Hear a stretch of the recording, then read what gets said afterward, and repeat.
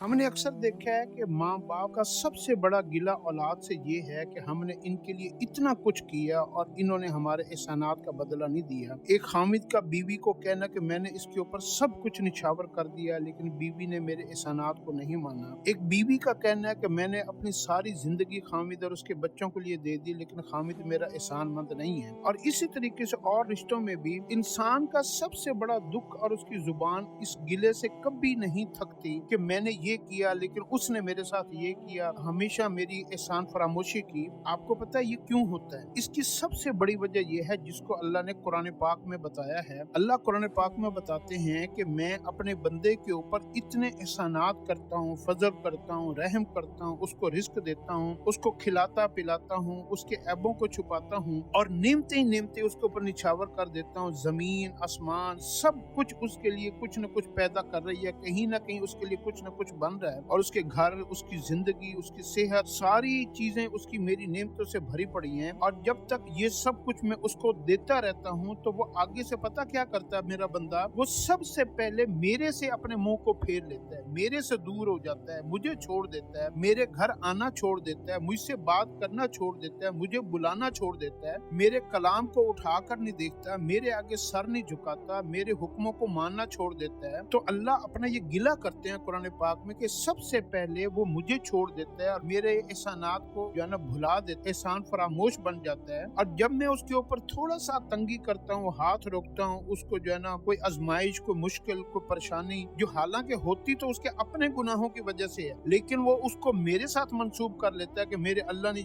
मुश्किल में डाली, अपनी गलती को मानता नहीं है, अपने कसूर को मानता नहीं है, तो फिर वो लंबी लंबी दुआएं मांगना और जो है ना लोगों के आगे मेरी शिकायतें लगाने लग जाता है और कभी हाथ उठाता है, कभी आहें भरता है, कभी दुआएं देता है, कभी जो है ना ऊंची ऊंची चीखता है, रोता है और इतना वावेला करता है कि ये अल्लाह ने बंदे का गिला इसमें किया है। हकीकत में जब लोग हमारे एहसान फरमोश होते हैं ना, उसकी असल वजह बैक पे ये होती है कि हम कहीं ना कहीं अल्लाह के एहसानात को भुलाए हुए होते हैं, अल्लाह के दरवाजे को छोड़ा हुआ होता है और हम जो है ना अल्लाह के एहसान फरामोश बनकर जिंदगी गुजार रहे होते हैं। फिर अल्लाह क्या करता है, अल्लाह आगे जहाँ हम अल्लाह की दी हुई नेमतों को आगे खर्च करते हैं ना अपनी बीवी बच्चों और अपने घर वालों और दोस्तों पर, अगले लोग भी हमारे एहसान फरामोश बन जाते हैं और वो भी हमारे एहसानों का बदला मकर और फरेब के साथ देते हैं और हमसे मुंह फेर लेते हैं। तो ये है मकाफात अमल की असली सूरत हाल। लिहाजा हमेशा अपनी अल्लाह की नेमतों पर, एहसानों पर शुक्र अदा करते रहें, अल्लाह से अपने ताल्लुक को बहाल रखें और उसके हुक्मों को मानते रहें। फिर आप देखिएगा कि हर चीज आपके हक में चलनी शुरू हो जाएगी।